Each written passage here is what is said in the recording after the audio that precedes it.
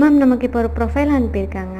நீங்கள் பார்த்துட்டு அவங்க ப்ரொஃபைல் நமக்கு சூட் ஆகுமா என்னன்னு மட்டும் எனக்கு அப்டேட் பண்ணி கொடுங்க மேம். Thank you ma'am. பையன் ஓகேப்பா, சேலரி ஓகே, ஒன்றும் பிரச்சனை இல்லை, பேக்ரவுண்டும் நல்லா இருக்குது.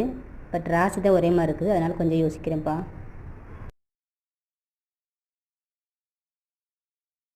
ஒரே ராசியவே கல்யாணம் பண்ணலாம், ஒரே நட்சத்திரத்தை கல்யாணம் பண்ணலாம், தப்பே கிடையாது. எப்படி கிடையாதுன்னாக்கா, இப்போ ஒரு ராசி இருக்குன்னா அந்த ராசிக்குள்ள 3 நட்சத்திரங்கள் இருக்கும். ஒரு நட்சத்திரத்தை அதாவது ஒரே நட்சத்திரம்னாக்கா அதுக்கு வந்து 9 நட்சத்திரங்கள் இருக்கு. ஒரே நட்சத்திரத்தை ஆணும் பெண்ணும் இருக்கலாம்னு சாஸ்திரம் சொல்லியிருக்கு. அதில் என்ன ஒரே ஒரு ப்ளஸ் பாயிண்ட்னா முக்கியமாக கவனிக்க வேண்டியது இருக்குன்னா, 2 பேரும் ஒரே நட்சத்திரமாக இருந்து ஆணோட நட்சத்திர பாதம் ஃபர்ஸ்ட்ல இருக்கணும். செகண்ட் வந்து பெண்ணோட நட்சத்திர பாதமாக இருந்தால் அவங்களுக்கு தோஷம் வராது.